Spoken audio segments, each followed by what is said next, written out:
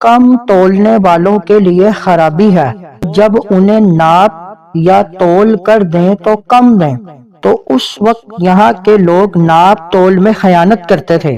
آیت کریمہ میں ان لوگوں کو عدل کا حکم دیا گیا۔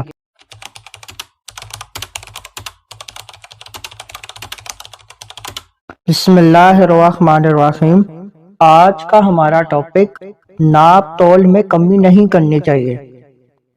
اللہ تعالیٰ نے ارشاد فرمایا وَيْلٌ لِّلْمُطَفِّفِينَ الَّذِينَ إِذَا اكْتَالُوا عَلَى النَّاسِ يَسْتَوْفُونَ وَإِذَا كَالُوهُمْ أَوْ وَزَنُوهُمْ يُخْسِرُونَ۔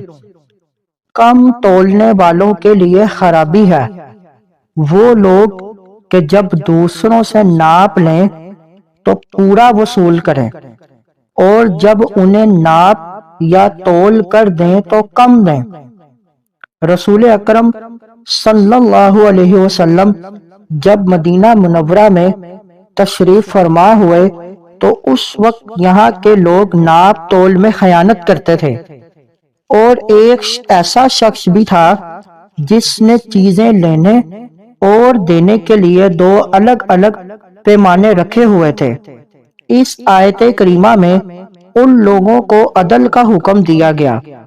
حکم الہی پر عمل اور حضور سید عالم صلی اللہ علیہ وسلم کے فیضان تربیت سے اہل مدینہ سب سے بڑھ کر ناپ تول میں عدل کے تقاضوں کو پورا کرنے والے بن گئے۔